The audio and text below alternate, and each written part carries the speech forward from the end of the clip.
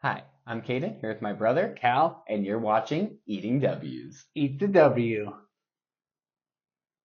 That's a W. Let's eat one. Let's eat one. That's a W. On today's episode of Eating W's, we have our final top 10 rankings of our three-part series. Of course, we started with our top 10 quarterback predictions for the 24 season, moved on to our top 10 running back duos predictions for the 2024 season, and now we are closing it out with what is always my favorite and one of my favorite positions in football in general, and our top 10 wide receiver trio predictions for the 2024 NFL season. No big news this week, and this is, like I said, my top episode of the year, probably top three. So let's just dive right into it, starting with Callan's honorable mention. And we'll start with my honorable mention here is the Green Bay Packers.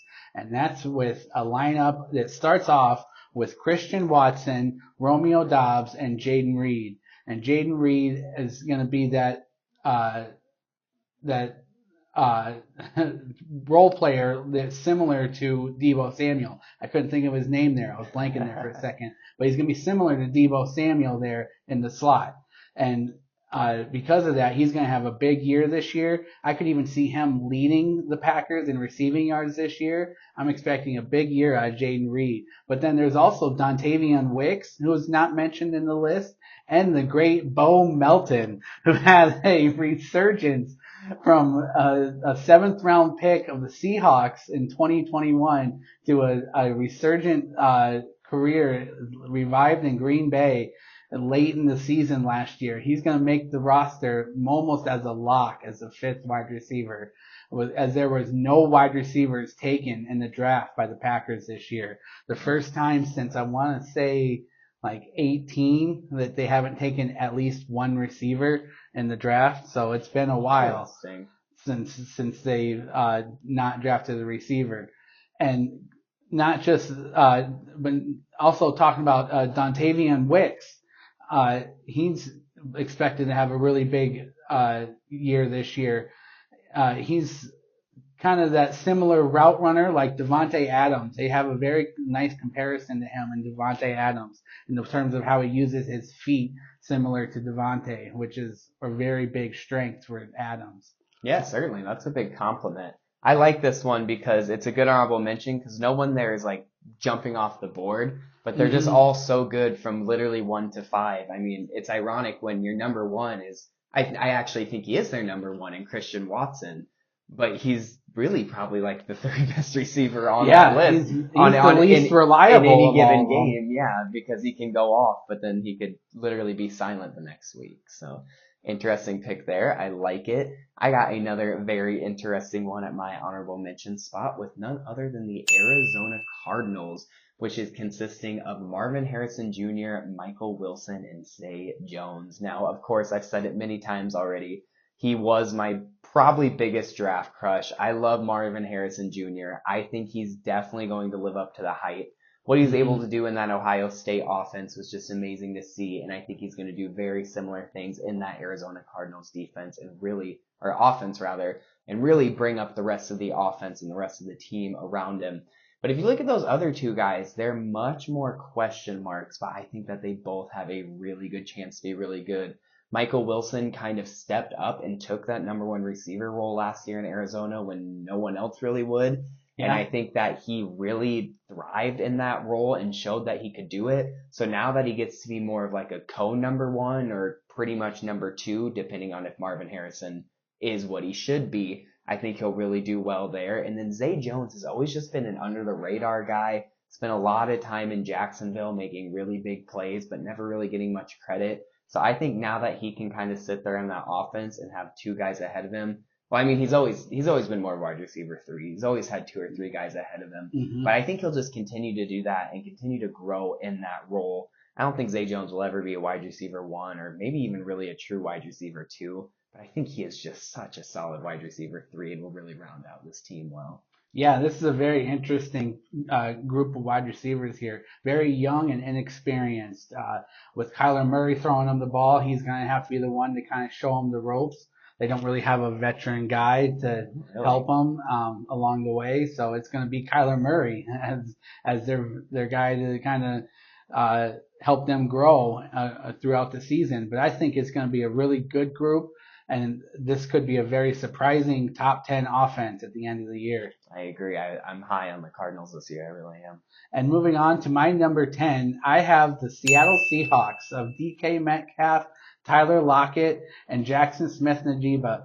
Now, this may be kind of low for this amount of talent on this wide receiver, but as I mentioned in previous episodes, I don't expect the Seahawks to do very well this year. And that's no knock on them, or no, I'm not trying to pick on them or anything. I just think that Geno Smith has hit his ceiling, and it's going to really show this year. And I think because of that, they kind of have a down season, even though there is a lot of talent in that wide receiver room. Yeah, as a 30-year-old guy who was considered a draft bust no more than 2-3 years ago, and it's hard to go really much further than he did last year, but he did just sign an extension with them. He got paid like he probably should have, really, with how he played. He played really well. He deserved to get paid. But, it's interesting to see if he goes further than that or if he just continues to play at that level or kind of takes a step back. I think that he definitely at least stays at that level, and if anything, takes maybe a very minor step up. But we'll have to see. He's really a toss-up at this point. Moving on to my number 10, I have another team with a rookie and another number 1 receiver that I think is going to be amazing this year. I have the Pittsburgh Steelers with George Pickens, Van Jefferson, and rookie Roman Wilson. Now, George Pickens, of course, kind of burst onto the scene last year. He didn't absolutely take over the league by any means, but I think that he will only continue to get better. I think what he showed was absolutely immaculate with his body control on the sidelines and what he's able to do more than anything in the clutch time of games. You love to see those guys who don't shy away from the light. When they need the play, they're the ones who are going to go out and make it. And I think that George Pickens is going to be a top receiver this year. Top, whatever you want to call him, is questionable, but I think he's at least going to be a top 10 and could definitely push that top 5 ESCA talk or rankings. And then not to mention you got Van Jefferson behind him, who's a guy that I've really liked ever since his time in LA.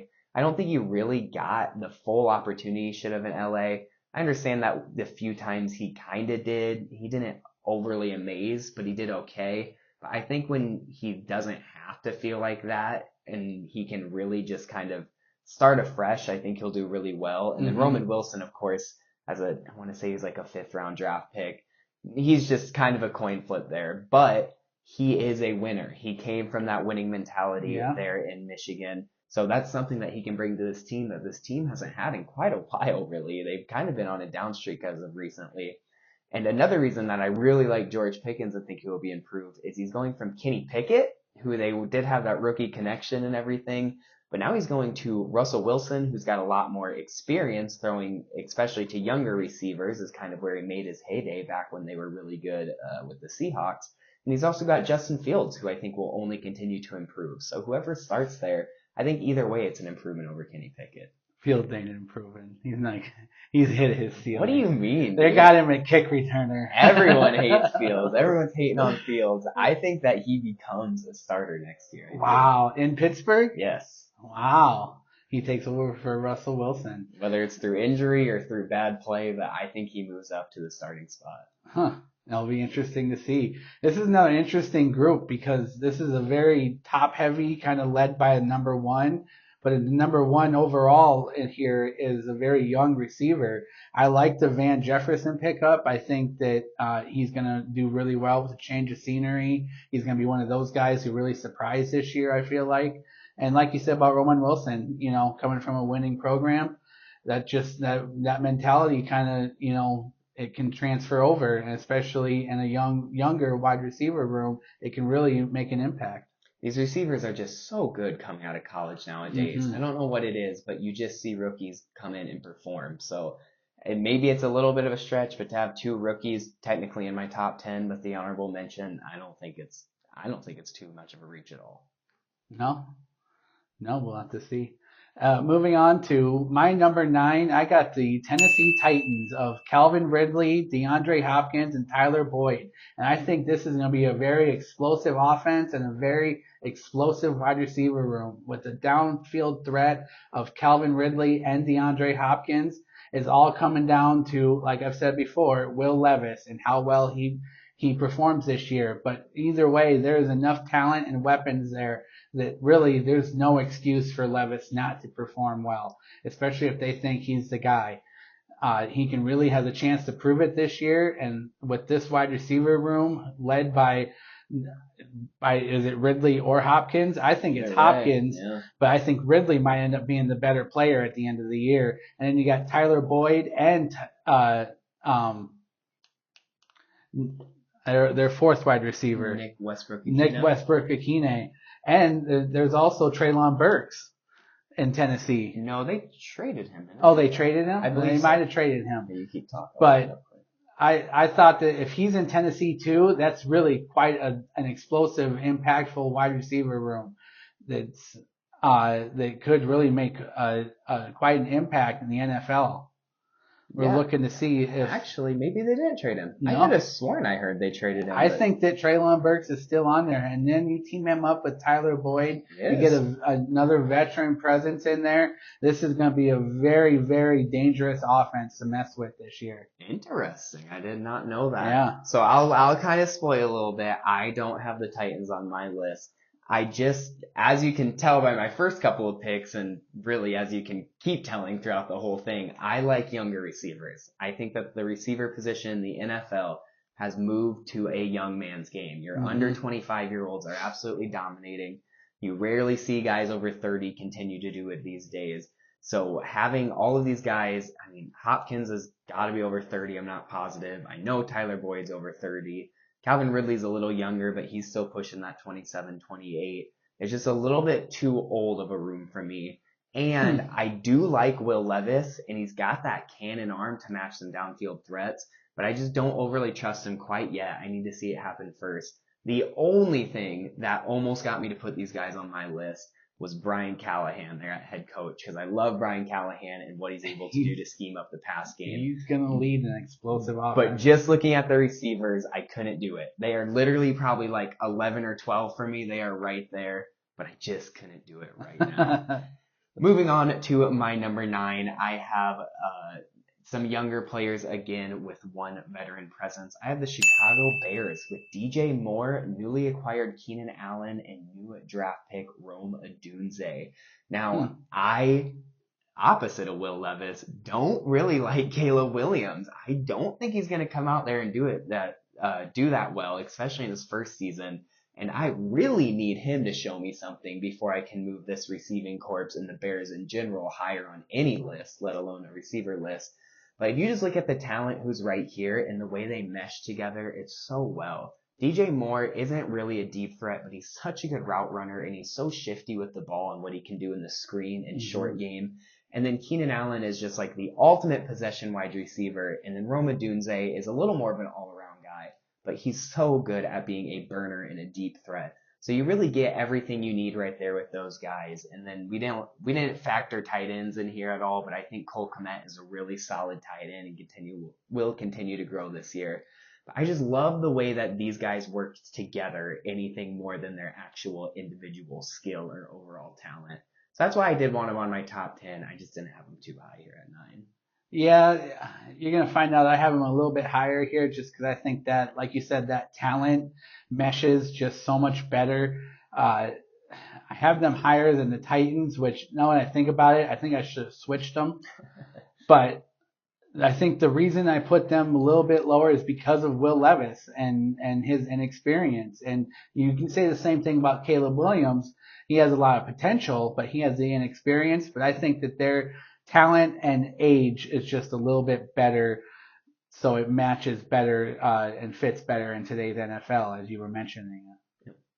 And moving on to my number 8, I got the LA Rams with Cooper Kupp, Puka Nacua, and Tutu Atwell. And this is kind of a room led by the two-headed monster of Cooper Kupp and Puka Nacua, who both had outstanding back-to-back seasons. And I think Is there a wide receiver of the year award, or is that only college? I think that's only college. Only college Nakua football. did break the record for most yards by a That's what he receiver, did. though. Yep, he broke the record for the most receiving yards.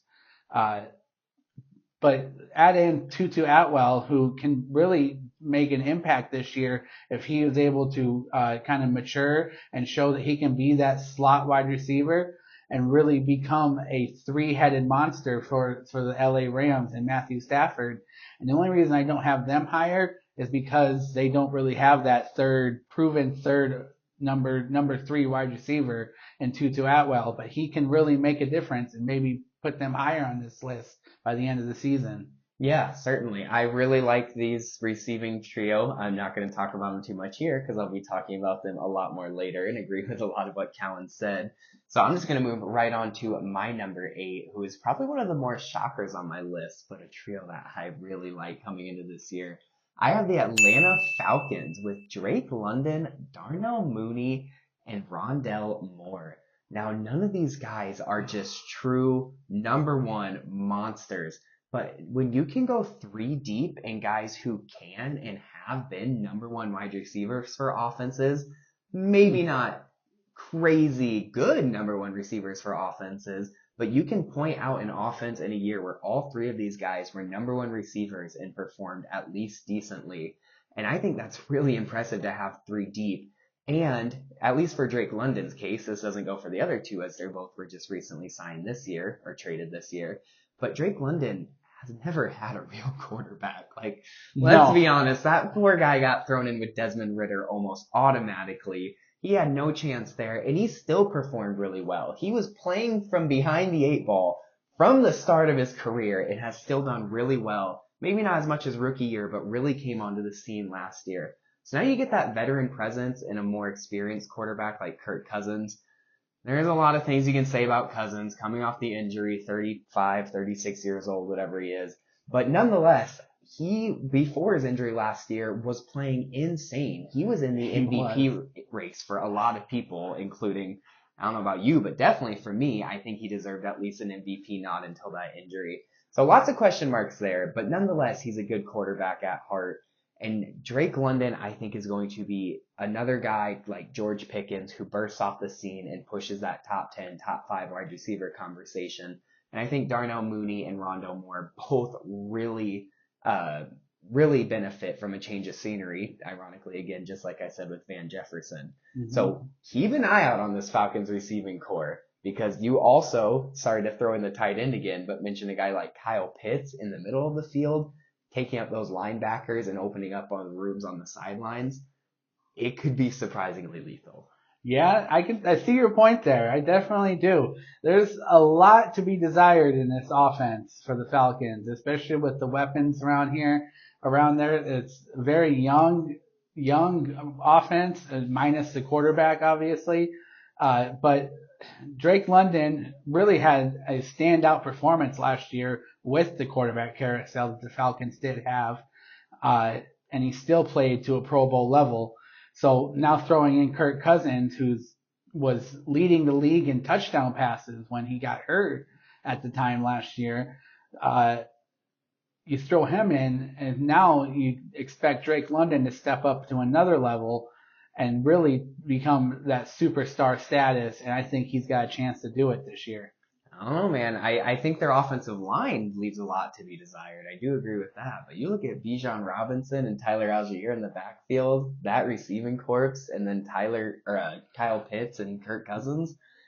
I think it's going to be a surprising offense. I really do. I don't like Mooney. I've never liked Mooney. Oh, Mooney. It was Mooney. But moving on to the number 7, I got the former Mooney, the team formerly on Mooney's team, is the Chicago Bears. DJ Moore, Keenan Allen, and Rome Odunze. And like I said, I have them a little bit higher here because they have the more overall talent and young and age to kind of mix well into today's NFL. And I think that because of that, they are going to really surprise some people. This has the potential to be a very dynamic offense. It all comes down to how well Caleb Williams performs.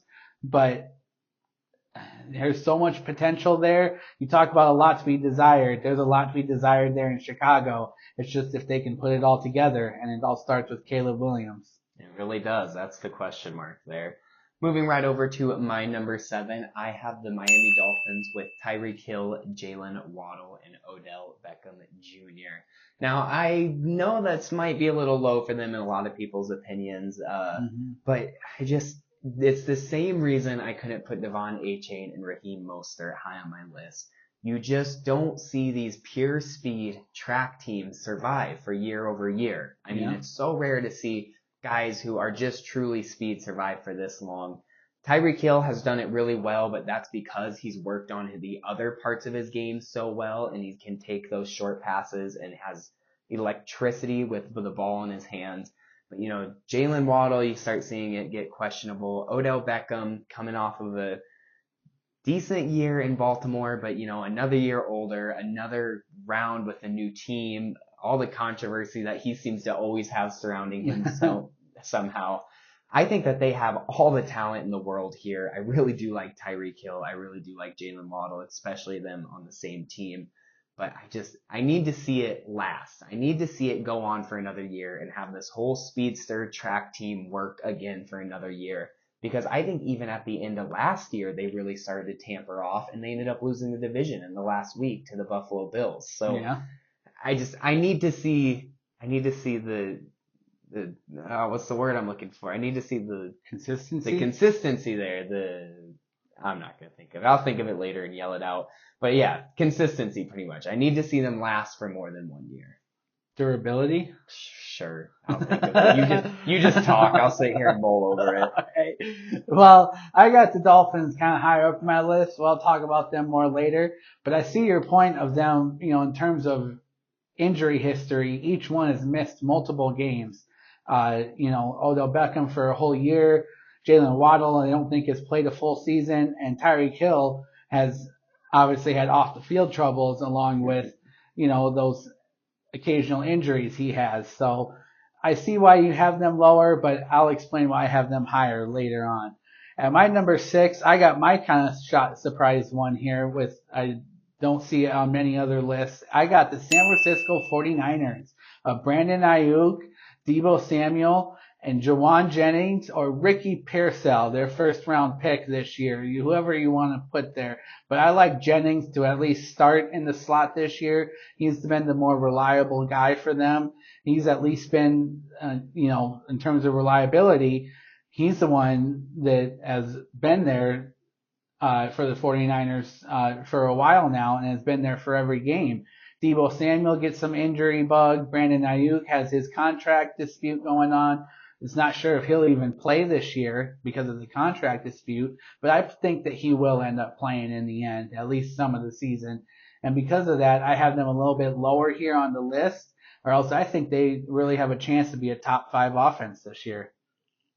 I never thought of the word. Sat here and tried to think of it the whole time. But no, I personally do not have them on my list. I'm one of the people who don't. But I don't hate that you have them this high. I did put Ricky Pearsall just because with the players who they had on the board, especially the offensive tackles they had left on the board when they picked at 28 or whatever it was. I think they had 31. To take a risk and a little bit of a reach in a second round receiver like Ricky Pearsall, especially with how stacked this wide receiver class was, I don't know how you take that risk and lose the opportunity cost of other players and don't start him or at least give him a chance very early on. Yeah. So that's the only reason I put him right there. But I think that Jawan Jennings is just as good, and you made a really solid point there. The main reason I don't have him is because I am one of the people who agree. I think this is Deebo Samuel's, Ricky Pearsall, and Jawan Jennings. I don't think Brandon Ayuk is there to start the year. Ooh. I'm usually not all in on the media hype and the rumors, but the things that Brandon Ayuk has been saying and the time he has been spending with his former ASU teammate, Jaden Daniels, who's now the rookie quarterback in Washington, who could very much use a wide receiver right now after losing Curtis Samuel. I don't think that he plays for them. Maybe he doesn't end up going to Washington, like I said, but I don't think he ends up with the 49ers. There's just been way too much said and done already. But if he does, I do like this ranking. But for now, I just couldn't put him in my top 10. So now moving on to my number 6. I have the first true top heavy one of mine. I have the Cincinnati Bengals with Jamar Chase, T. Higgins, and then Trent Irwin. Now, T. Higgins is very good, of course, a amazing wide receiver too, an amazing big body physical guy. Mm-hmm. I don't think he could really survive as a wide receiver 1. Like, he'd do okay, but I don't think he would thrive as a wide receiver 1. I think he does much better in that 2 role. And then Jamar Chase is, of course, not much more you can say about Jamar Chase. He is one of the top 3 receivers in the league, I'd say, at this point when he can stay healthy. But then that Trent Irwin just takes him down so much. They didn't really draft anybody, so there's not like really that big wow chance of somebody popping up and being an absolute beast. Trent Irwin did do okay in the slot last year, but he was just nothing special. So with Jamar Chase solely being there, it's definitely in an argument that they're top 5. And then if you factor in with T. Higgins as a wide receiver too, you can easily put them top 5. But I just rank very harshly on a across the board scale, and I think Trent Irwin pulls them back too much. So I have them just outside the top 5. Yeah, I got them a little bit higher, but I see your point, because Jamar Chase is the kind of heavy number 1 here, leading the pack of wide receivers, and Trent Irwin is so inexperienced. It's hard to say how well he'll be this year. Yep. Now that he does have his true chance with Tyler Boyd gone, I could see him stepping up, but just a little. I mean, there's a reason they let Tyler Boyd walk, because they must have had some. It's true. Expectation. I mean, they see those guys every day. They know. So now I'm actually going to move on and take 2 in a row here to number 5, and ironically, a not too far ago Super Bowl matchup. I'm moving from the Cincinnati Bengals to the winner of that Super Bowl, the Los Angeles Rams, with Cooper Kupp, Puka Nacua, and Tutu Atwell. Callan already talked about them a little bit, and I really agree with what he says. The only big thing that I disagree with what he said is, of course, Cooper Kupp is a beast. Puka Nacua might have a little bit more of a sophomore slump, but I think he stays. I don't think he jumps off the board and get better after having such a good year, but I think he stays just as good. He's just such a pure route runner. He's so good at what he does, and I think him and Cooper Kupp really bounce off of each other well, even though they're similar. But why I have them quite a bit higher is I like Tutu Atwell a lot. I know he hasn't overly done anything special, but he's just one of those guys where I, for some reason, have like a soft spot in my heart for him. He is a pure speedster guy, which I know I just bashed with the Miami Dolphins, but with his size and speed, I thought there was no way in hell he was going to make it all season as a wide receiver 3 last year. But if I'm not mistaken, I don't think he missed a game. I think he stayed healthy for all 18 games, which is such a huge thing. Maybe that turns this year and he tears his ACL week 2 or 3, but I mean, that could happen to every single guy on this list. You just never know with the NFL.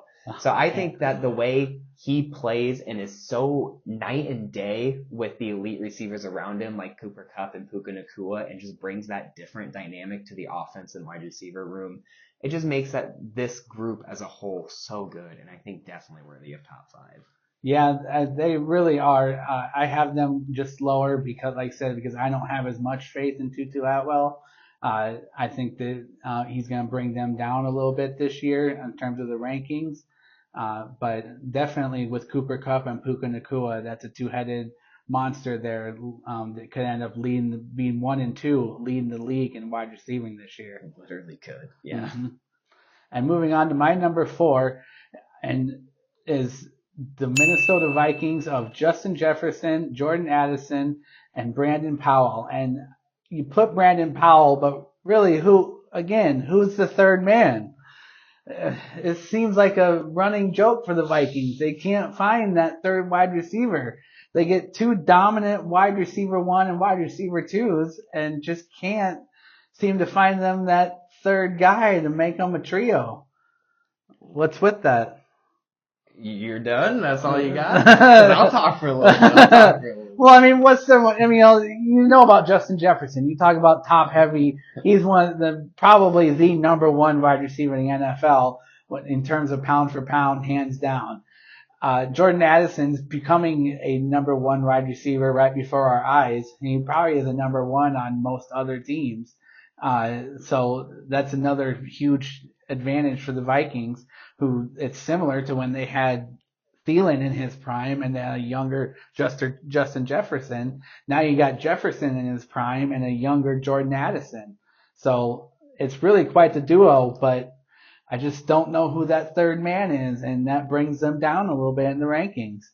Well, in some poetic justice, my number 4 is none other than the Minnesota Vikings with Justin Jefferson, Jordan Addison, and Brandon Powell. Nothing else to say about Justin Jefferson and Jordan Addison. Callan said literally everything I planned on saying with Jordan Addison becoming a number 1 wide receiver, Justin Jefferson being in his prime.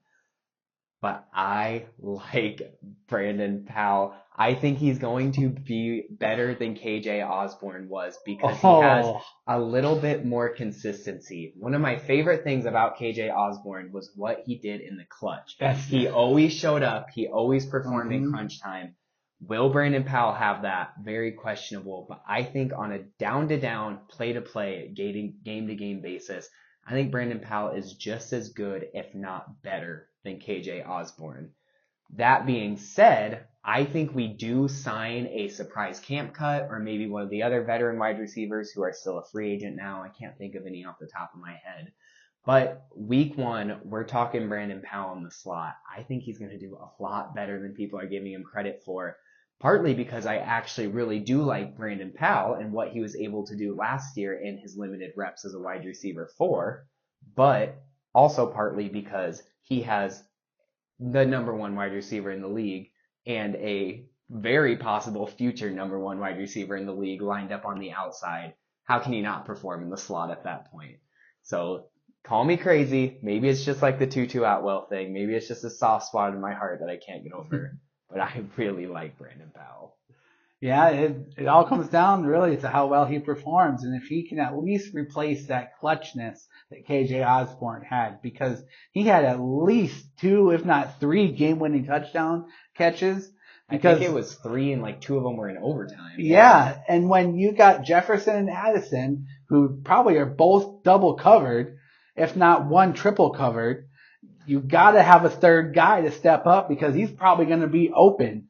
They're going to just forget about him, so he's got to be able to at least prove that he can catch it and be consistent with it. It's a little skewed that we don't add tight ends in this list because a lot of teams. It would make the list a lot different. I like TJ Hawkinson is the third option, of course, but I like looking at the receivers because you get some of these shadow guys, these guys that you never get talked about, and I love getting to talk about guys like Tutu Atwell, Brandon Powell. The Chiefs would probably be on here. Exactly, yeah. It would change the list a lot. Yeah.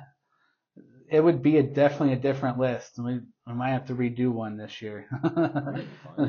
See how it differs. Yeah, but moving on to my number 4 is another repeat, is the Cincinnati Bengals of Jamar Chase, T. Higgins, and Trent Irwin. And you could really flip-flop the Vikings and the Bengals here if you wanted to because they're similar situations. Who's the third man? At least, the Bengals must have the expectation that Irwin's going to be the third man because they let Tyler Boyd walk when they had a chance to re-sign him.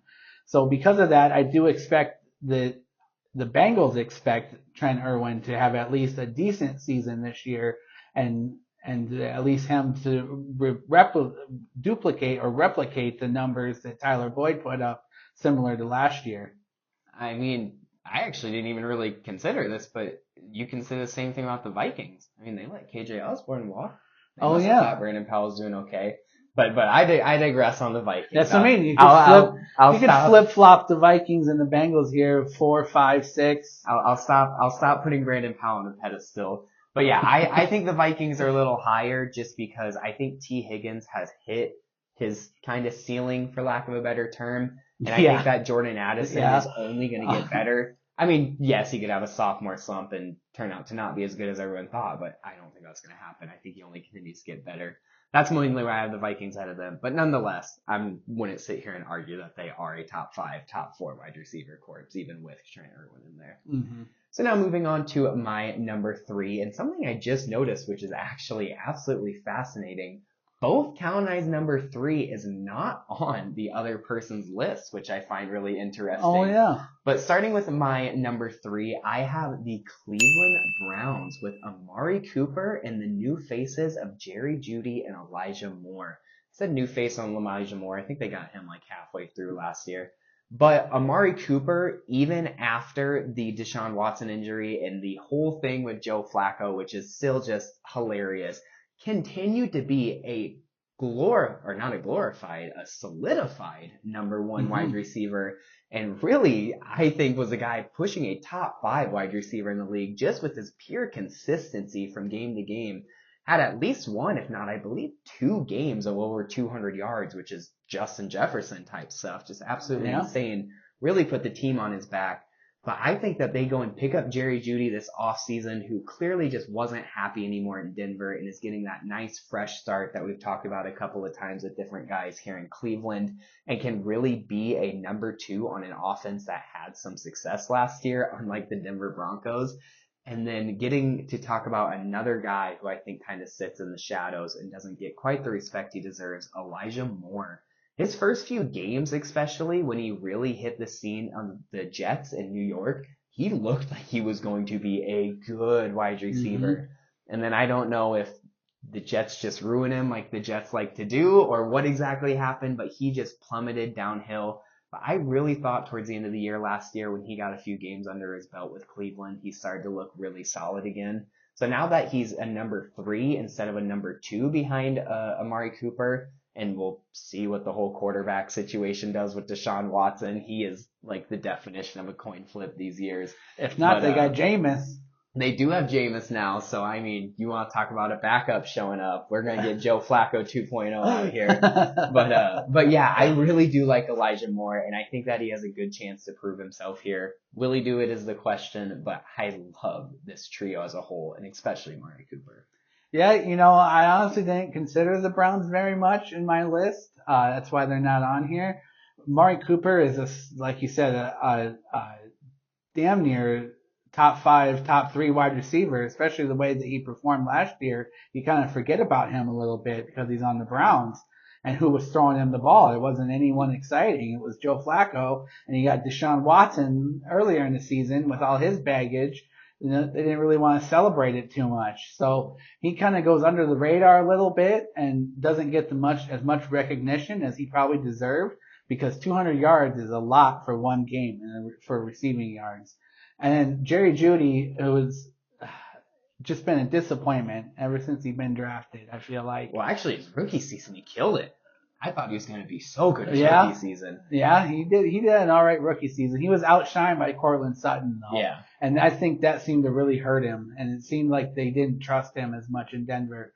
So we'll see if he gets more trust here and becomes more comfortable in Cleveland. And if he does, I definitely see where this could be a top 5, top 3 offense, because he has the potential to be another number 1 wide receiver.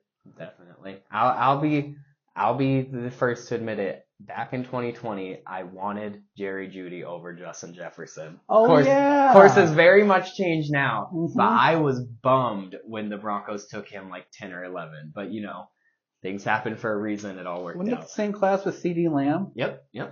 He's another guy. Because that was no one that was falling. And Justin Jefferson was probably my number 3, to be honest. Yeah. I certainly didn't want Jalen Reagor over him, I'll tell you that. No, the Eagles took care of that. They made the choice easy. Yeah.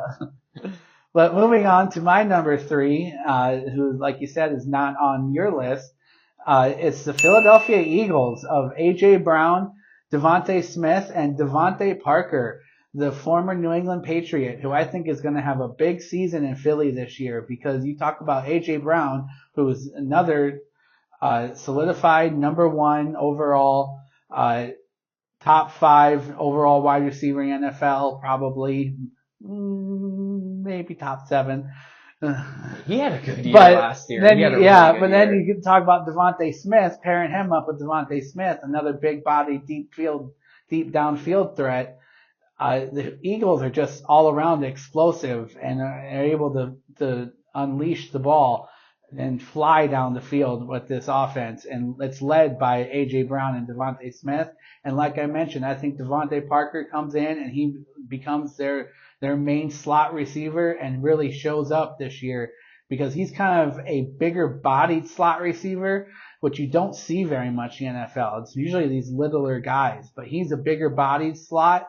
And I think that he's really going to help transform that slot receiver position. When you said big body guy, did you mean Devontae Parker or Devontae Smith?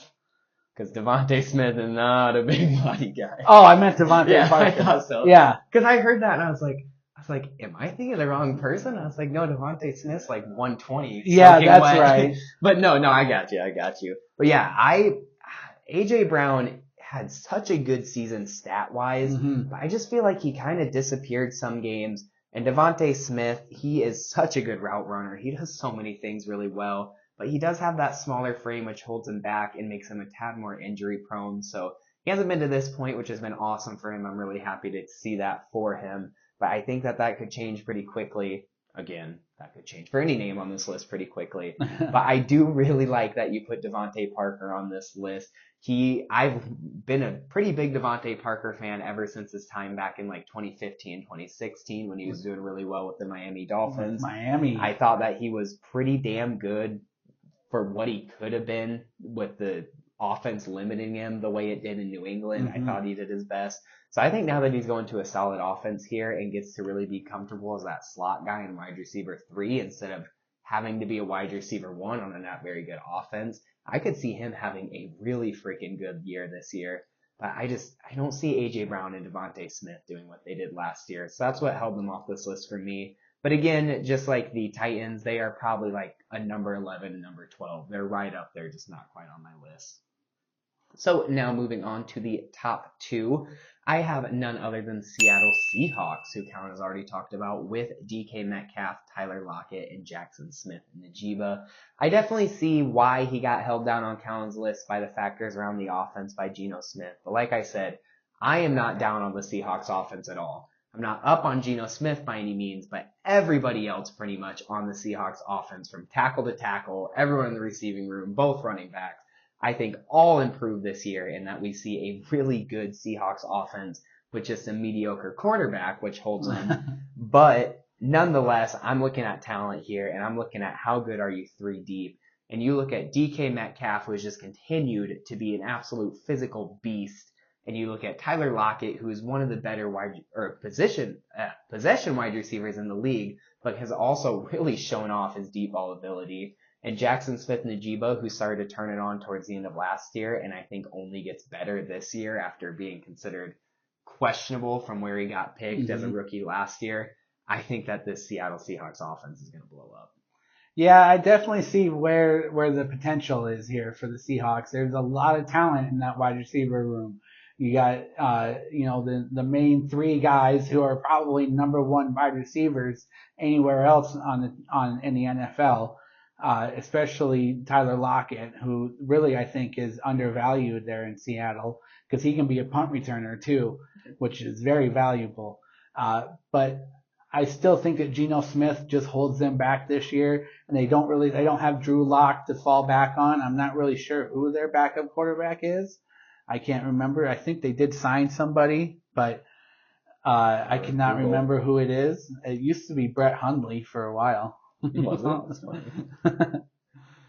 But I just think that Geno Smith is, like I said, I think he's just hit his ceiling. They have Sam Howell. I forgot they right. traded for Sam Howell. So I think Sam Howell comes in and makes this a top 5 unit. Yeah. Disregard. Change my list. I just moved the Seahawks to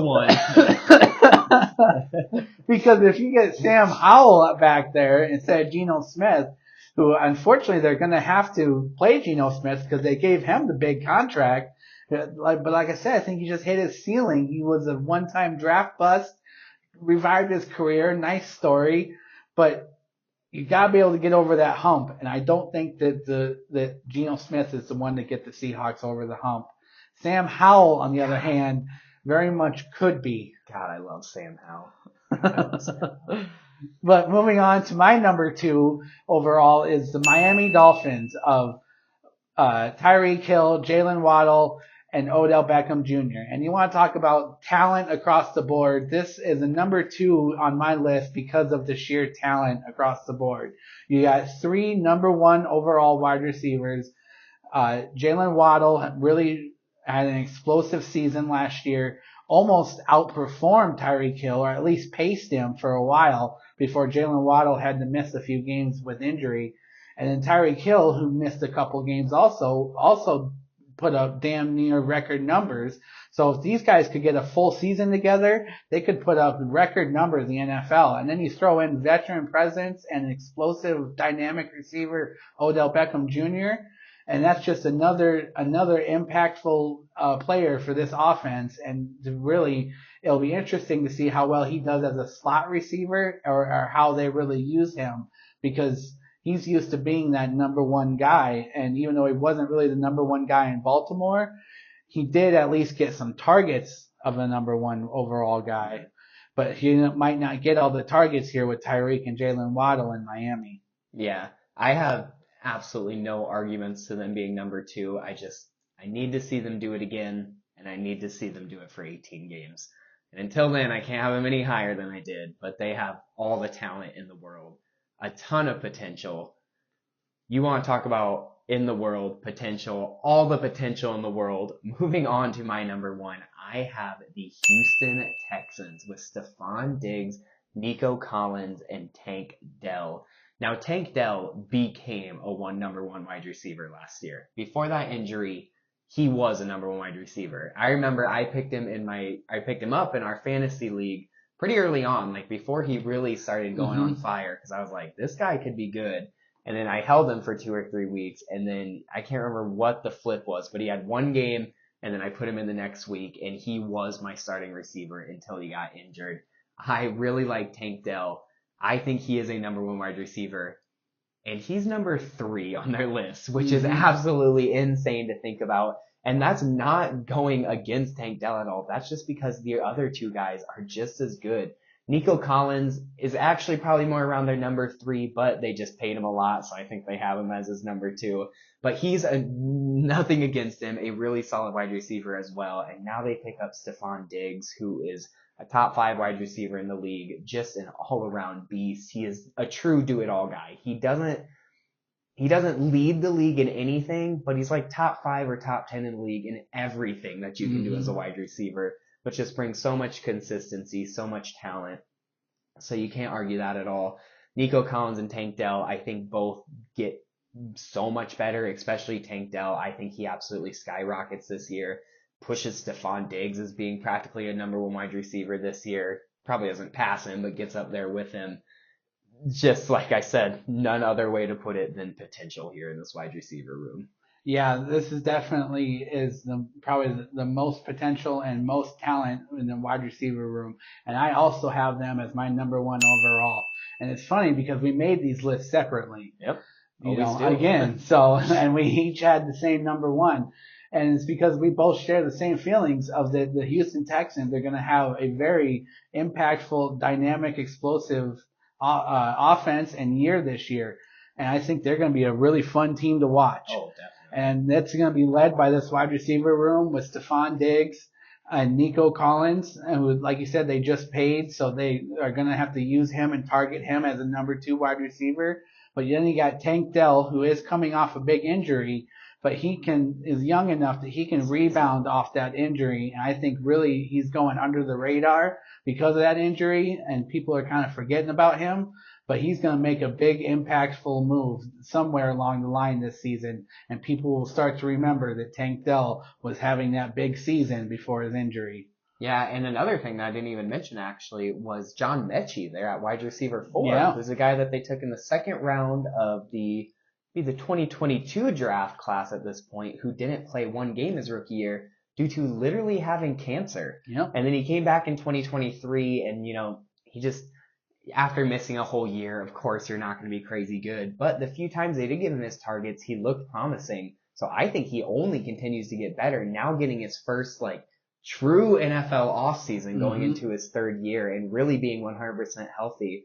I think we could see him become a pretty solid guy and be one of the better wide receiver fours in the league, which I mean, I know isn't saying a ton, but when you have this much talent ahead of you, being a better wide receiver four in the league is still a pretty damn good compliment. A lot of people are muttering he might be a camp cut just because they're like, we don't need him, which isn't incorrect, but I think if they keep him, he's going to be a pretty solid addition to that as well. Yeah, he can be the punt returner too, which I don't know Certainly, if yeah. obviously Diggs and Collins aren't very well at punt returning. I think Dell was their punt returner last year. So yeah, or maybe Damian Pierce. No, he was their kick returner. Yeah, he was their kick returner. But I think Dell might have been their punt returner last year. But yeah. So John Mechie can definitely do that too. Again, the true word there is just potential for that team. To the stars for the Houston Texans. Get it? Texans. Yep. But that was our 2024 NFL season. Oh, hey, I thought of a free agent wide receiver. Michael Thomas. Wow. Yeah. That'd be, Yeah. I wouldn't mind it. That'd be kind of cool. He'd play in really well with Addison and Jefferson. He really would. I think he'd fit really well. That sheer consistency guy, just get you the first down when you need 5-6 yards. I really like that. I would not mind that at all. He wants to skip training camp. He's hit that point in his career where he just wants to play. Yeah. Well, hell, let him in. See what he can do. I mean, he was literally the best wide receiver in the league for a couple of years, so he can't be that terrible. I remember we had the Saints on here for a while. That was only like 3-4 years ago at this point. So one of our lists had the Saints. I remember talking about them. We throw some money at Michael Thomas. You will not see one complaint from me. I'll tell you that. I'd really like that. But that was our NFL 2024 NFL season predictions for the top 10 wide receiver trios. Thank you all so much for watching. This is our favorite episode of the year. Not sure what the schedule is looking like coming up. Probably at least one hiatus week coming up here, and then we'll think of something fun for you guys. Training camp starts at the end of July. So then there we go. Perfect. Probably take a week or two and dive straight into training camp.